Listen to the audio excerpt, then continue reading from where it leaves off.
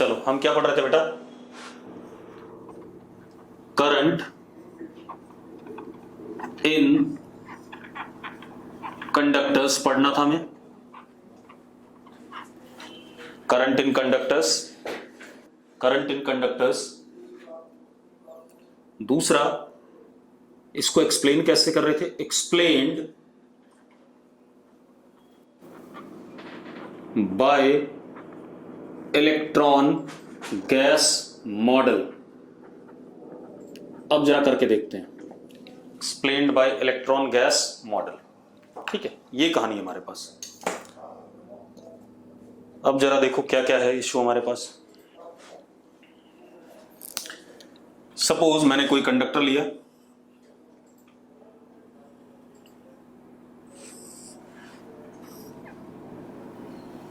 ये हमारे पास कंडक्टर है, न्यूट्रल कंडक्टर।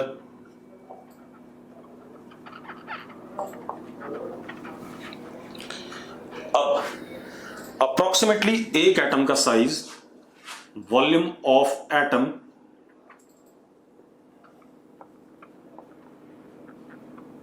इज अप्रोक्सीमेटली 10 की पावर -30 मीटर क्यूब, ठीक है, इतनी बात। Therefore, in 1 cc of volume,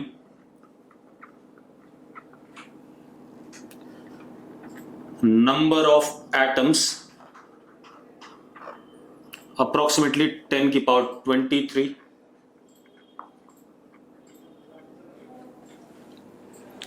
ठीक है। अब एक और चीज, at room temperature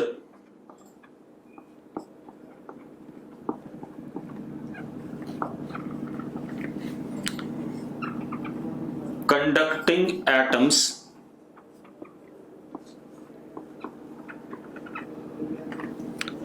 readily lose their valence shell electrons, ये भी हमें पता है, ठीक है। And electrons are free to move randomly inside conductor।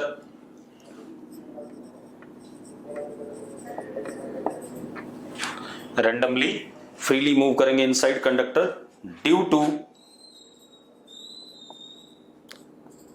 thermal kinetic energy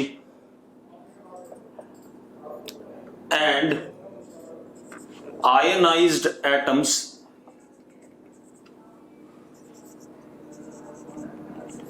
are fixed। Ionised atoms क्या हो गए? फिक्स हो गए अपने क्रिस्टल लैटिस में। क्लियर है इतनी बात? अरे क्लियर है बेटा कि नहीं? ठीक है। अब एक बात और पता चल रही है, नंबर ऑफ ऑर्डर ऑफ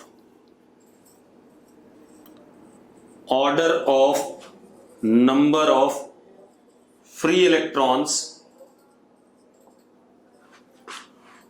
पर सीसी इज अप्रोक्सीमेटली 10 की पावर 23। क्योंकि अगर मिनिमम एक एटम एक इलेक्ट्रॉन छोड़ता है तो 10 की पावर 23 के अप्रोक्सीमेटली क्या हो जाएंगे? नंबर ऑफ इलेक्ट्रॉन्स हो जाएंगे। अगर 2 छोड़ता है तो 2 इंटू 10 की पावर 23, 3 छोड़ता है तो 3 इंटू 10 की पावर 23। ये कहानी आ गई। राहुल नागपाल कह रहा है थर्मल काइनेटिक एनर्जी का मतलब, भाई ये पिछले साल थर्मोडायनेमिक्स में हमने पढ़ा था कि अगर टेम्परेचर T है तो किसी भी एटम, मॉलिक्यूल, इलेक्ट्रॉन या सब एटॉमिक पार्टिकल के पास काइनेटिक एनर्जी होगी ड्यू टू टेम्परेचर, ठीक है। और वो होती है degree of freedom bye 2 Boltzmann constant into T। पढ़ा था कि नहीं पढ़ा था? तो भाई थोड़ा सा ध्यान रखो। अब order of number of free electrons पर सीसी क्या हो गया? 10 की पावर 23। ठीक है। अब आप एक चीज देखो, मैंने क्या करा, आयनाइज्ड एटम्स को सर्कल में बनाया और ये फिक्स्ड है अपनी जगह पर, ये मूव नहीं करेंगे। ठीक है, क्रिस्टल लैटिस में अपने आप फिक्स है। मैं कम बना रहा हूं क्योंकि बहुत होंगे, एक सीसी में 10 की पावर 23 है, तो अगर मैं एक सीसी लूंगा तो इतना छोटा सा एरिया आएगा, उसमें 10 की पावर 23 बनाना मेरे लिए बहुत मुश्किल है। इनके करस्पॉन्डिंग फ्री इलेक्ट्रॉन्स। ठीक है।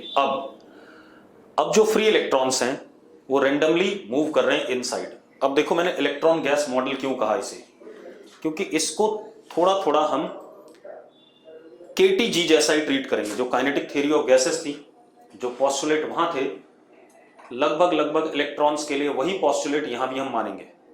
क्लियर है? अरे क्लियर है भाई, मैं क्या कह रहा हूं कि जो इलेक्ट्रॉन्स हैं, ठीक है, इतनी बात, उनको हम आइडियल गैस सिचुएशन में जो केटीजी के पोस्टुलेट्स थे वो सारे के सारे वैलिड मानेंगे। ठीक है, इतनी बात। अब जरा देखो, अब क्या कहानी है। पहला ये था कि डेंसिटी जो इलेक्ट्रॉन्स की है, मतलब पोस्टुलेट एक ये भी था, गैस की डेंसिटी पूरे कंटेनर में क्या रहती है? सेम रहती है आइडियल गैस में। हमने यही पढ़ा था केटीजी में कि गैस की डेंसिटी थ्रू आउट क्या रहेगी? सेम रहेगी। तो यहां पर भी फ्री इलेक्ट्रॉन्स की डेंसिटी थ्रू आउट कंडक्टर क्या रहेगी? सेम रहेगी। अगर मैं कहूं रेंडमली मूव भी कर रहे हैं, अगर इस क्रॉस सेक्शन के अक्रॉस 10 इलेक्ट्रॉन इस साइड गए तो उसी मोमेंट पे 10 इधर आ जाएंगे, ताकि डेंसिटी क्या रहे? हर मोमेंट पे सेम रहे हर साइड। ठीक है, इतनी बात। ठीक है, चलो अब देखो भाई, order of number of free electrons इतना है। अब डेंसिटी फ्री इलेक्ट्रॉन्स की थ्रू आउट कंटेनर क्या रहे, कंडक्टर क्या रहेगी? सेम रहेगी। ठीक है। अब क्या कहानी है, जरा देखो, इन इलेक्ट्रॉन्स की डेंसिटी हर जगह सेम है, जितने फ्री इलेक्ट्रॉन्स का चार्ज है उतना ही पॉजिटिव आयंस का चार्ज है, तो कंडक्टर अभी भी क्या है? न्यूट्रल है। Since conductor is neutral,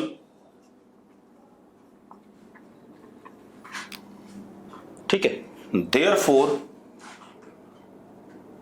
E inside conductor in this situation is 0. अब electrons are randomly moving inside such that density, हाँ, randomly moving free to wander, जो भी लिखना चाहोगे आपको, एक ही बात है। ठीक है दीप, एक ही बात है। तो मैंने क्या कहा, electrons are randomly moving inside, ठीक है, such that density of electrons is fixed everywhere.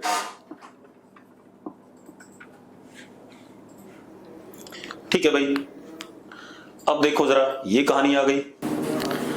अब क्योंकि इलेक्ट्रिक फील्ड कंडक्टर के अंदर 0 है, तो इसका मतलब जब इलेक्ट्रॉन्स मूव कर रहे होंगे रेंडमली इधर उधर, तो स्ट्रेट लाइन पे मूव कर रहे होंगे, जो उनकी वेलोसिटी होगी उसमें कोई चेंज नहीं आएगा, क्योंकि इलेक्ट्रॉन्स के ऊपर कोई फोर्स नहीं लग रहा है। तो हम क्या कह सकते हैं, फॉर आइसोलेटेड कंडक्टर, जो हमने बिल्कुल ऐसी सिंपल कंडक्टर रखा है, for isolated conductor motion of free electrons is straight line, ये इंपॉर्टेंट है भाई, ध्यान रखना, and direction of motion changes when electrons collide with other electrons और आयनाइज्ड एटम्स।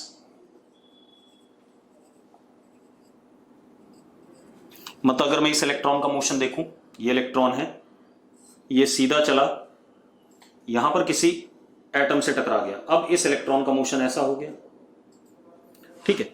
अब यहां ये किसी इलेक्ट्रॉन से टकरा गया, तो अब इसका मोशन ऐसा हो गया, इसका मोशन ऐसा हो गया, ऐसा हो गया, ये कुछ कुछ ब्राउनियन मोशन जैसा। गगनदीप कह रहा है स्ट्रेट लाइन क्यों? गगनदीप, इस इलेक्ट्रॉन के पास कुछ वेलोसिटी थी, यहां पर सपोज यू थी, क्योंकि थर्मल काइनेटिक एनर्जी थी, इस पे कोई फोर्स लग रहा है गगनदीप, तो बता भाई फटाफट। कांस्टेंट वेलोसिटी में तो स्ट्रेट लाइन चलेगा, ठीक है। अब जब तक ये किसी से टकराएगा नहीं, तब तक इसकी वेलोसिटी का डायरेक्शन चेंज नहीं होगा। तो वही मैं कह रहा हूं कि direction of motion changes when electrons collide with other electrons और आयनाइज्ड एटम्स। तो जब तक हमने इस कंडक्टर के अक्रॉस कोई इलेक्ट्रिक फील्ड नहीं लगाई, कोई पोटेंशियल डिफरेंस नहीं लगाया, तब तक इलेक्ट्रॉन्स अपने सीधे सीधे रास्ते पे चलते रहेंगे, ठीक है। इतनी बात। अब ये तो बात हो गई, लेकिन इस दौरान कोई करंट नहीं है। क्यों नहीं है करंट? आप देखो, क्योंकि इलेक्ट्रॉन एक पर्टिकुलर डायरेक्शन में नहीं चल रहा, रैंडम चल रहा है। अगर मैं यहां पर ऐसे करके कोई क्रॉस सेक्शन लूं, ये क्रॉस सेक्शन, तो मैंने कहा डेंसिटी हर मोमेंट पे सेम रहनी है, तो जितने इलेक्ट्रॉन इस क्रॉस सेक्शन को इधर पार करेंगे, उतने ही इस मोमेंट पे इधर पार करेंगे। तो नेट चार्ज का फ्लो किसी भी डायरेक्शन में कंडक्टर में नहीं है, ठीक है। तो इसका मतलब current in this situation is what? Zero. तो हम क्या कहेंगे finally, when no potential difference is applied across conductor, ठीक है, there is no net flow of electrons across any cross section, so I is 0। चलो अब जरा देखो बेटा,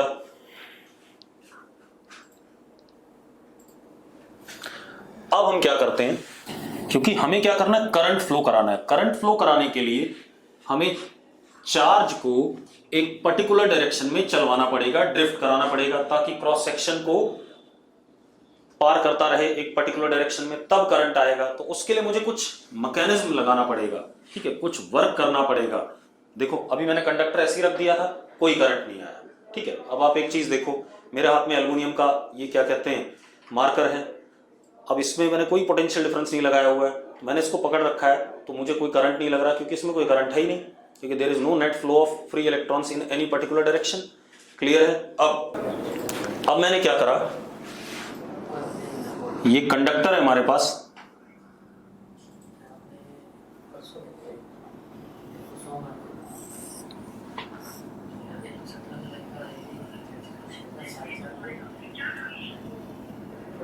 ये कंडक्टर है, ठीक है। इसके अक्रॉस मैंने एक आइडियल बैटरी लगा दी, पोटेंशियल डिफरेंस ई की। क्या लगा दी बेटा? एक आइडियल बैटरी लगा दी, पोटेंशियल डिफरेंस ई की। Now battery of EMF E is connected across conductor. Now battery of EMF E is connected across conductor. अब मेरी बात सुनो भाई, अब मैं इसमें आयंस नहीं दिखाऊंगा, हालांकि आयंस भी होंगे, लेकिन आयंस चलते नहीं है तो उनका कोई रोल है नहीं, मैं सिर्फ फ्री इलेक्ट्रॉन्स दिखाऊंगा, ठीक है। तो मान लो ये एक फ्री इलेक्ट्रॉन है, इसकी चलो अभी बाद में दिखाएंगे। अब मैंने जब बैटरी लगाई तो इसमें इलेक्ट्रिक फील्ड भी डेवलप हो गई कंडक्टर के अंदर, क्योंकि यहां का पोटेंशियल E और यहां का क्या, 0। तो इसमें इलेक्ट्रिक फील्ड डेवलप हो गई कि नहीं हो गई? अरे यस और नो? ठीक है। Now battery of EMF is connected across conductor, therefore electric field is developed inside conductor. Electric field is developed inside conductor. ठीक है। अब मेरी बात सुनो, अगर मैं किसी एक पर्टिकुलर इलेक्ट्रॉन की बात करूं तो इस इलेक्ट्रॉन की वेलोसिटी यहां पर सपोज u है। अब इलेक्ट्रिक फील्ड देखो जरा, इधर की तरफ डेवलप होगा आगे की साइड में, क्योंकि higher potential and lower potential. अरे यस और नो? इलेक्ट्रिक फील्ड का direction from higher to lower होगा। अब तो इलेक्ट्रॉन पे जो फोर्स लगेगा वो किधर लगेगा? इलेक्ट्रिक फील्ड के अपोजिट लगेगा।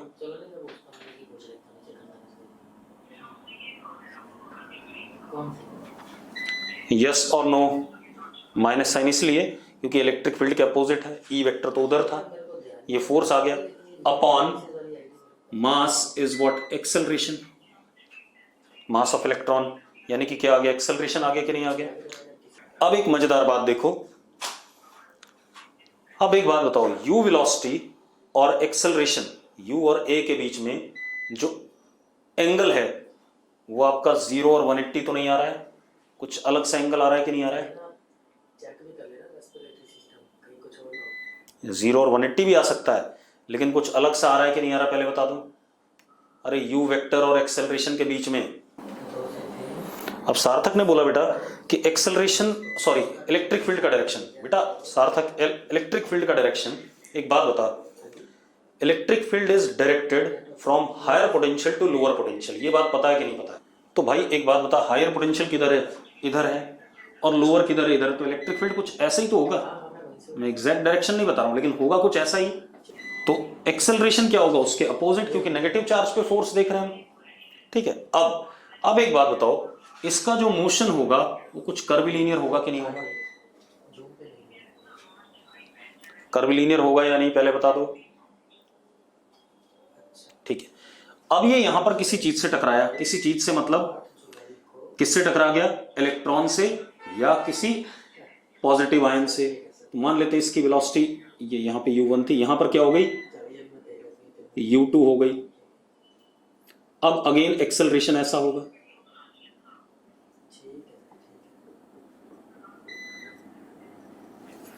हाँ या ना? तो अगेन इसका पाथ कर्विलीनियर होगा।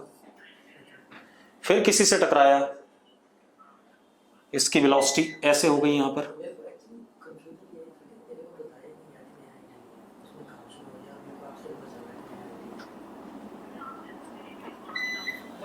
ठीक है। अब आप लोग मुझे बताओ कि किन्हीं भी दो सक्सेसिव कोलिजन के बीच में मोशन ऑफ फ्री इलेक्ट्रॉन अब कैसा है? कर्विलीनियर है। कैसा है? कर्विलीनियर है। ठीक है। अब मैं क्या कह रहा हूं, now we can say that motion of free electron between any two successive collision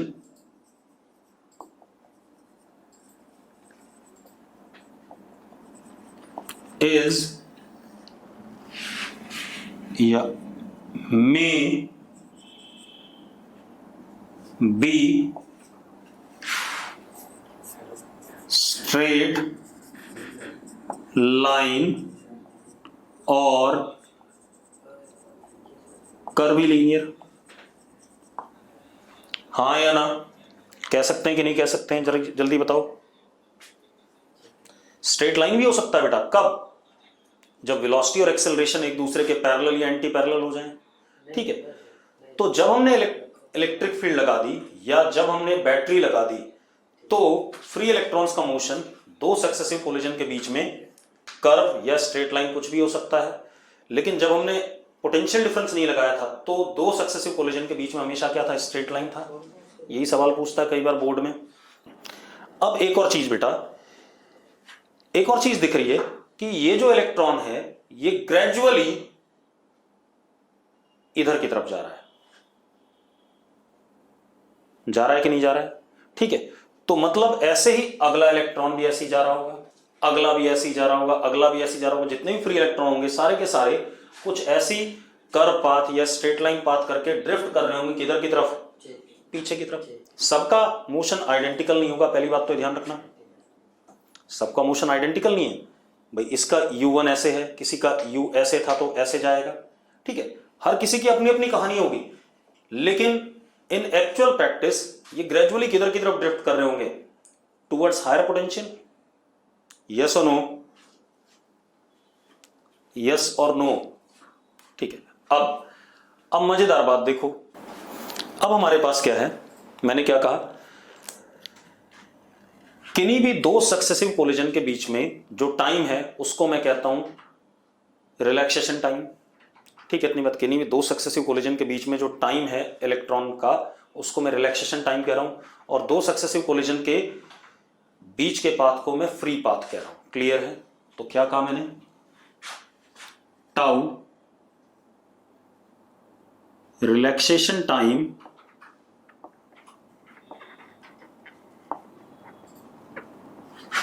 between any two successive collision। ठीक है, अब एक चीज देखो, क्या एक ही इलेक्ट्रॉन है? ऐसा तो नहीं है। एक सीसी में 10 की पावर 23 इलेक्ट्रॉन्स थे, ठीक है, तो क्या सारे इलेक्ट्रॉन्स का मोशन, एक सीसी में 10 की पावर 23 थे, कंडक्टर तो बड़ा है फिर भी, तो मतलब बहुत सारे फ्री इलेक्ट्रॉन्स हैं, और बहुत सारे फ्री इलेक्ट्रॉन्स हैं तो उनके मोशन को अगर हम अलग अलग करके पढ़ेंगे तो हमारे बस का नहीं है, ठीक है, या किसी के बस का भी नहीं है। तो जब क्वांटिटी बहुत लार्ज अमाउंट में होती है तो हम स्टैटिस्टिकल अप्रोच लगाते हैं, जैसा हम थर्मोडायनेमिक्स में करते थे। तो हम कैसी अप्रोच लगाते हैं, स्टैटिस्टिक्स की बात करते हैं। स्टैटिस्टिक्स का मतलब हम एवरेज की बात करेंगे। किसकी बात करेंगे बेटा? एवरेज की बात करेंगे। क्लियर है? तो मैंने क्या करा, सारे फ्री इलेक्ट्रॉन्स की बात करी। पहले फ्री इलेक्ट्रॉन की वेलोसिटी आफ्टर सम टाइम या फर्स्ट कोलिजन के बाद, चलो उससे पहले रुको, तो tau is what, relaxation time. अब देखो, अगर इलेक्ट्रिक फील्ड ना होता तो इसकी वेलोसिटी क्या होती, u1, हाँ या ना? इसकी वेलोसिटी क्या होती, u2। चलो ऐसे देखो, ये कंडक्टर है हमारे पास, दोबारा से देख लो एक बार, ये इलेक्ट्रॉन है without potential difference, battery connect किए हुए, ये ऐसे जाता, यहां किसी से टकराया, स्ट्रेट लाइन, फिर किसी से टकराया, स्ट्रेट लाइन, फिर किसी से टकराया, स्ट्रेट लाइन, फिर किसी से टकराया, स्ट्रेट लाइन, फिर किसी से टकराया, स्ट्रेट लाइन। ऐसा मोशन होता कि नहीं होता इसका, रैंडम सा? अरे यस और नो? तो मैं क्या कहता, और एक और चीज, डेंसिटी, अच्छा ये u1, ये u2 वेक्टर, ये u3 vector, u4 and so on, क्योंकि density of free electrons throughout the conductor is same, मतलब डेंसिटी कभी चेंज नहीं हो रही, तो मैं क्या कह देता, u average is summation of ui vector upon n, ठीक है, number of collisions, and this would have been equal to what, 0। और हमने पढ़ा है एवरेज वेलोसिटी kTg में गैसियस एटम्स या मॉलिक्यूल्स की क्या होती है, 0 होती है। पढ़ा है कि नहीं पढ़ा हमने? अरे यस और नो? वही बात यहां भी कह रहा हूं कि फ्री इलेक्ट्रॉन्स अगर कोई पोटेंशियल डिफरेंस नहीं लगाया हमने तो एवरेज वेलोसिटी उनकी क्या होगी, 0 होगी। अब सुनो बेटा, अब इसके बाद क्या कहानी है हमारे पास, अब अब यहां देखते हैं, अब मैं क्या करता हूं, इस इलेक्ट्रॉन की कहानी पूरी देखता हूं, इसके एवरेज की बात करता हूं या सारे इलेक्ट्रॉन्स के एवरेज की बात करता हूं। ठीक है, इतनी बात। तो अब जरा देखो हमारे पास क्या आ गया, V1 is equal to U1 plus A into tau one, V2 is equal to, क्योंकि स्टैटिस्टिकल अप्रोच हमें बहुत सारे फ्री इलेक्ट्रॉन्स का मोशन एक साथ पढ़ना है तो मैं एवरेज लूंगा। ठीक है, V2 is U2 plus A tau two, A सबका सेम होगा क्योंकि इलेक्ट्रिक फील्ड तो सेम मतलब E मानी गई है। ठीक है, as such Vn is equal to UN plus A into tau N. अब मैं अगर एवरेज लेना चाहूंगा तो मैं क्या करूंगा, एवरेज वेलोसिटी को हम कहते हैं VD, ड्रिफ्ट वेलोसिटी, जिस वेलोसिटी से free electrons on an average क्या कर रहे हैं, इधर की तरफ ड्रिफ्ट कर रहे हैं। ठीक है, क्योंकि हमें ये देखने पे ये पता चल रहा था कि फ्री इलेक्ट्रॉन्स अब ग्रेजुअली उधर की तरफ जा रहे थे, लेकिन अगर मैं अलग अलग पढ़ता तो सबका मोशन पढ़ना बड़ा दिक्कत वाला काम हो जाता। तो मैंने क्या करा, एवरेज ले लिया सब, क्योंकि अलग अलग अगर मैं सबका मोशन पढ़ता तो बहुत परेशानी होती। तो मैंने क्या करा, सबके मोशन का एवरेज ले लिया और मैंने कहा कि इस एक पर्टिकुलर एवरेज वेलोसिटी से, एक्चुअल में इस वेलोसिटी से ड्रिफ्ट भी नहीं करता है। ठीक है, इतनी बात। लेकिन ये ऑन एन एवरेज ऐसी वेलोसिटी है जिससे हम मान सकते हैं कि सारे इलेक्ट्रॉन्स ड्रिफ्ट कर रहे हैं। क्लियर है इतनी बात? अगर क्लियर है तो यस लिखो फटाफट। ठीक, अब हम क्या कह रहे हैं, this would be equal to summation UI upon N plus A summation tau I upon N। ये आ गया कि नहीं आ गया? अब आप एक चीज देखो, जो पहली टर्म है एवरेज की, ये 0 आ गई, हमने अभी पढ़ा है। तो VD comes out to be A into tau mean. इसको हमने क्या कहा, टाउ मीन, क्योंकि सारे टाइम का सम अपॉन नंबर ऑफ कोलिजन्स, सारे रिलैक्सेशन टाइम का सम upon number of collision will give me what, tau mean. Yes और नो? ऐसे ही हमने KTG में भी करा था। अब VD is equal to acceleration minus E upon M into tau mean. ये आ गया कि नहीं आ गया? आ गया भाई। तो हमारी क्या आ गई, ड्रिफ्ट वेलोसिटी आ गई। आ गई कि नहीं? अब हम ये कह सकते हैं कि जो ड्रिफ्ट वेलोसिटी होगी, मतलब अब हम हर इलेक्ट्रॉन की ड्रिफ्ट वेलोसिटी ये मान सकते हैं। एक्चुअल में हर इलेक्ट्रॉन की ये वेलोसिटी हर इंस्टेंट पे नहीं है, लेकिन हम ये मान सकते हैं कि हर इलेक्ट्रॉन इसी वेलोसिटी से इलेक्ट्रिक फील्ड के अपोजिट डायरेक्शन में चलता हुआ इधर की तरफ आ रहा है। ये मान सकते हैं हम। इन एक्चुअल प्रैक्टिस जरा देखो, यहां पर वेलोसिटी कितनी, U1 है, लेकिन मैं मान क्या रहा हूं उसकी वेलोसिटी क्या आई, फाइनली एवरेज में VD आ गई। क्लियर है? अब क्या कहानी बेटा, अब देखो, तो एक्चुअल प्रैक्टिस में ये इलेक्ट्रॉन U1 से चल रहा था, लेकिन जब हम पढ़ेंगे तो हम क्या मानेंगे, कितने से ड्रिफ्ट कर रहा है, VD से। ठीक है, किससे मानेंगे, VD से, और इलेक्ट्रिक फील्ड के किधर, अपोजिट डायरेक्शन में मानेंगे। क्लियर है? अब देखो, अब क्या कहानी है, तो drift velocity comes out to be minus E tau mean upon mass of electron into electric field. तो VD anti parallel to E। ठीक है, इतनी बात। दूसरा, VD देखो, चार्ज ऑफ इलेक्ट्रॉन कांस्टेंट होता है universal, mass of electron universal constant है। टाउ मीन किस पे डिपेंड करेगा वो बताता हूं। ठीक है, तो VD का मैग्नीट्यूड डिपेंड्स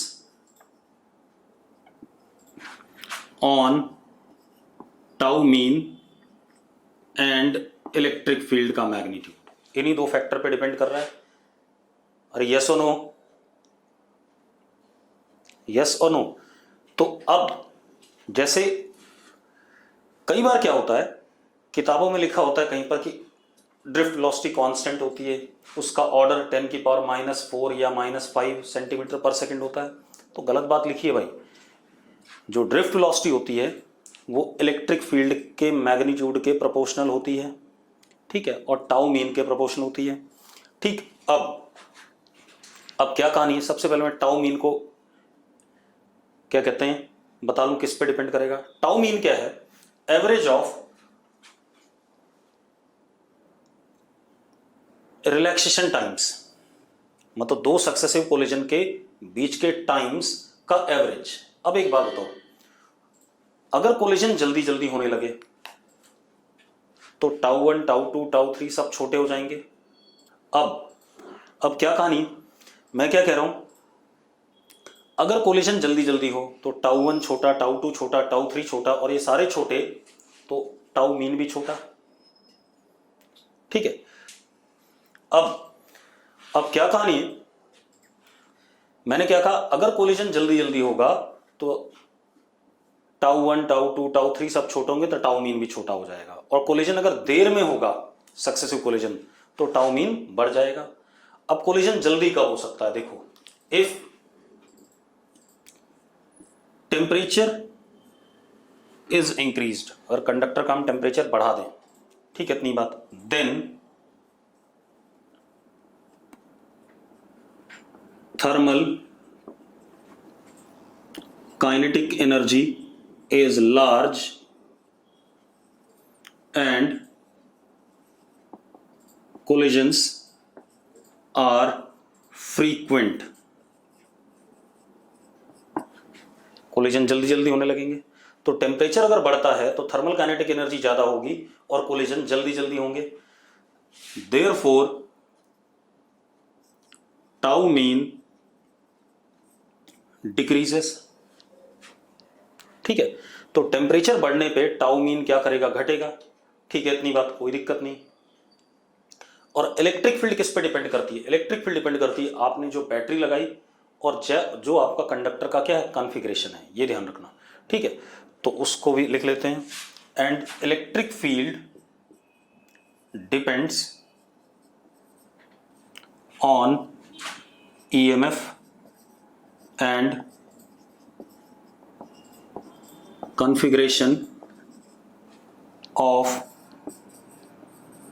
बैटरी, ठीक है भाई, क्लियर है भाई। What is electric field, potential difference dV/dx या dV/dr माइनस dV/dr। तो पोटेंशियल डिफरेंस जो आपने लगाया और dr मतलब जो लेंथ के अलोंग आप इलेक्ट्रिक फील्ड निकालना चाहते हो, ठीक है, जिसके अलोंग ग्रेडियंट लेना चाहते हो, तो वो तो किस पे डिपेंड करेगा, जो आपका कॉन्फ़िगरेशन ऑफ, सॉरी बैटरी नहीं, कॉन्फ़िगरेशन ऑफ कंडक्टर के शेप साइज पे और ईएमएफ पे, ठीक है। चलो हमने मान लिया कंडक्टर की बैटरी फिक्स है और शेप साइज फिक्स है, तो सिर्फ किस पे डिपेंड करेगा, टाउ मीन पे, यस और नो, ठीक है। अब देखो, तो मैं क्या कह सकता हूं, if temperature increases tau mean decreases, Vd also decreases, drift velocity also decreases, हाँ या ना, ऐसा क्यों, क्योंकि कोलिजन फ्रीक्वेंट होने लगे, ठीक है। और अगर टेम्परेचर घटेगा तो कोलिजन देर में होंगे, तो मीन रिलैक्सेशन टाइम क्या करेगा, मीन रिलैक्सेशन टाइम क्या करेगा, बढ़ेगा, तो वीडी भी क्या कर जाएगा, बढ़ जाएगा, यस और नो। चलो अब एक और चीज बताते हैं बेटा, एक और फिजिकल क्वांटिटी बता रहा हूं। अब वीडी का मैग्नीट्यूड ये है, VD upon E is E tau mean upon M, ये आया कि नहीं आया, drift velocity upon electric field का रेशियो क्या आ रहा है, E tau mean upon M आ रहा है कि नहीं आ रहा है। तो मैंने क्या कहा, drift velocity upon electric field is equal to E tau mean upon M, ठीक है। इस क्वांटिटी को हम क्या कहते हैं, drift velocity upon electric field के रेशियो को हम कहते हैं mu. Mu is mobility of free electrons, mobility of free electrons, and mobility also depends upon what tau mean, बाकी चीजें तो कांस्टेंट है। अब एक चीज देखो, अगर टेम्परेचर बढ़ता है, टाउ मीन घटता है, तो वीडी घटता है, एज वेल एज मोबिलिटी भी फ्री इलेक्ट्रॉन्स की क्या करेगी, घटेगी कि नहीं घटेगी? यस और नो? यस और नो? ठीक है, अब इतनी बात हो गई। अब एक और चीज बेटा, इतना तो हो गया। अब हम बात करें करंट की। किसकी बात करें? करंट की बात करें। क्लियर है? ठीक है, अब हम ये मानेंगे, अब हम ये चीज नहीं मानेंगे, अब हम क्या मानने वाले हैं कि इस कंडक्टर के अंदर फ्री इलेक्ट्रॉन्स इलेक्ट्रिक फील्ड के अपोजिट डायरेक्शन में वीडी से चल रहे हैं सारे। अब हम इस तरीके से, ये तो हमने मैकेनिज्म था वीडी लाने के लिए, अब हम मानेंगे कि सारे इलेक्ट्रॉन्स वीडी वेलोसिटी से, दैट इज इलेक्ट्रिक फील्ड के एंटी पैरेलल, क्या कर रहे हैं? ड्रिफ्ट कर रहे हैं। ठीक है, अब जरा मेरी बात सुनो। अब देखो बेटा,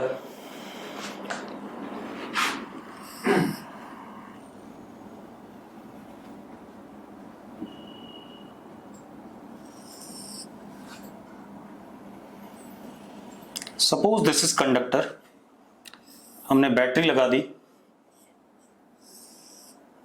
ई। ठीक है, अब आप एक चीज देखो, अब करंट की बात करें। ठीक है, तो मैंने कोई क्रॉस सेक्शन पकड़ा यहां पर,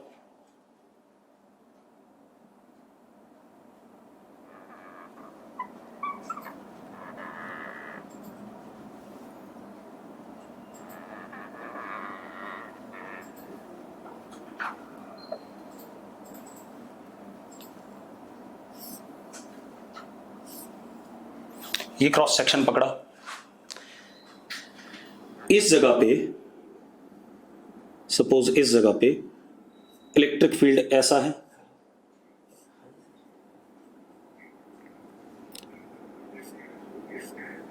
वीडी बिल्कुल इसके अपोजिट होगा। ठीक है, इतनी बात। अब मैंने क्या करा बेटा, मुझे करंट की बात करनी है, तो मैंने यहां पर छोटा सा पोर्शन पकड़ा बेटा, छोटा सा पोर्शन। मैं सिर्फ इस पोर्शन के अक्रॉस जो इलेक्ट्रॉन इधर आ रहे हैं उनकी बात कर रहा हूं। ठीक है, इतनी बात। तो छोटा सा पोर्शन पकड़ा। ठीक है, इतनी बात। अब मेरी बात सुनो, करंट आई डी आई, क्योंकि ये पूरा क्रॉस सेक्शन है। चलो हम क्रॉस सेक्शन थोड़ा सीधा बना लें, आपको दिक्कत आ रही होगी। चलो पहले मैं आपको सिंपल वाला एक्सप्लेन कर दूं, उसके बाद हम इस पे आते हैं।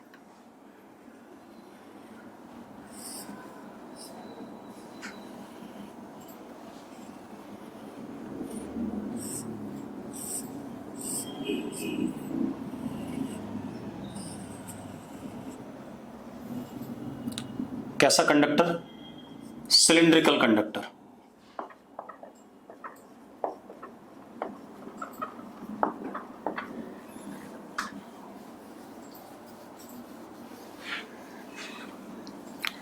Uniform cylindrical conductor, area of cross section A and length कितना? एल। बेटा क्योंकि इसका एरिया ऑफ क्रॉस सेक्शन हर जगह क्या है? सेम है। ठीक है, इतनी बात। तो इलेक्ट्रिक फील्ड इसके अंदर जो डेवलप होगा, ई, क्योंकि यहां पर ई है, यहां 0 है, इधर की तरफ होगा, और ई का मैग्नीट्यूड क्या होगा? Potential difference upon length. कितना होगा? Potential difference upon length, constant होगा अगर सिलिंड्रिकल कंडक्टर है यूनिफॉर्म। तो कैसा हो गया? Uniform cylindrical conductor. ठीक है, इलेक्ट्रिक फील्ड इसके अंदर क्या होगा? कांस्टेंट होगा। अब जरा देखो, हालांकि मैं अभी जनरल लेता, टेढ़ा मेढ़ा कंडक्टर लेता, तो इलेक्ट्रिक फील्ड कांस्टेंट नहीं होता। ठीक है, वो अभी एक्सप्लेन करेंगे, पहले सिंपल वाला कर लें। अब आप एक चीज देखो, अगर मैं यहां पर ये क्रॉस सेक्शन पकड़ता हूं,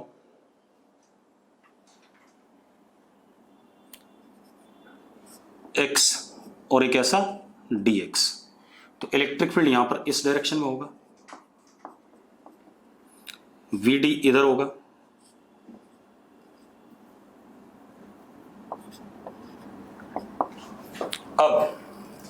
अब जो करंट है, मान लो कितना चार्ज क्रॉस कर रहा है इसको, इधर की तरफ, माइनस dq। कितना क्रॉस कर रहा है? Minus dq। अरे इलेक्ट्रॉन है तो इसलिए माइनस dq। तो करंट का magnitude I is equal to dq by dt, ये डेफिनेशन है। ठीक है, अब मेरी बात सुनो, और करंट का डायरेक्शन किधर होगा? इधर होगा, इस क्रॉस सेक्शन के इस साइड, क्योंकि नेगेटिव चार्ज इधर आ रहा है तो उसके अपोजिट। अब जरा देखो, अब dq क्या होगा? देखो एक मिनट,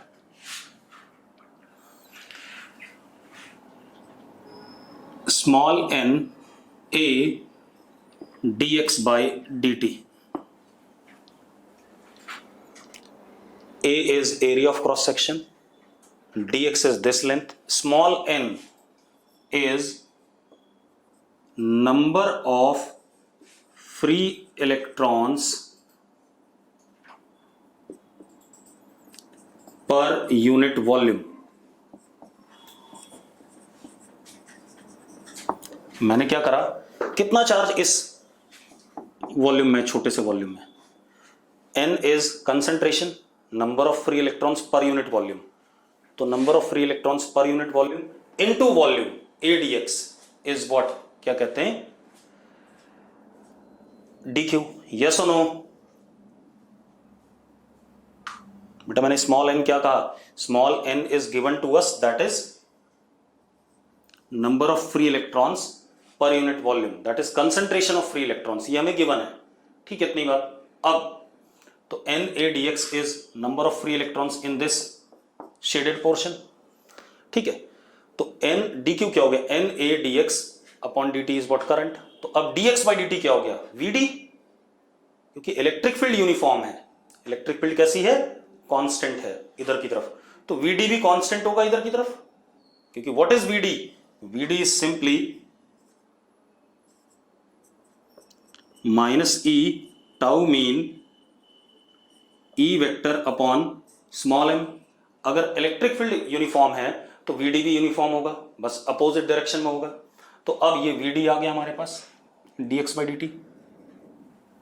तो I is equal to n e, sorry, अच्छा ये तो वॉल्यूम आया ना, n dx, चार्ज को E से मल्टीप्लाई भी तो करोगे बेटा आप।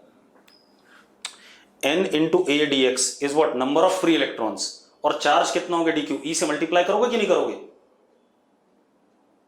हाँ, तो अब क्या आ गया? n e a v d, ये हमारे पास क्या आ गया? करंट आ गया कि नहीं आ गया? तो अब जरा भाई, n a dx is number of free electrons and what is charge, उसको E से मल्टीप्लाई कर दो, number of free electrons into charge of single electron, क्या हो जाएगा? NeA Vd हमारा क्या आ गया? करंट आ गया। लेकिन ये तब आया जब मैंने सिलिंड्रिकल कंडक्टर लिया। अगर मैं थोड़ा सा उल्टा सीधा कंडक्टर लेता तो कुछ अलग मतलब आता यही रिजल्ट, लेकिन डिफरेंशियल फॉर्म में आता। तो उसको हम कल डिस्कस करेंगे, आज नहीं डिस्कस करेंगे। आज हम यहीं पे रोकेंगे इस चीज को। ठीक है, इतनी बात।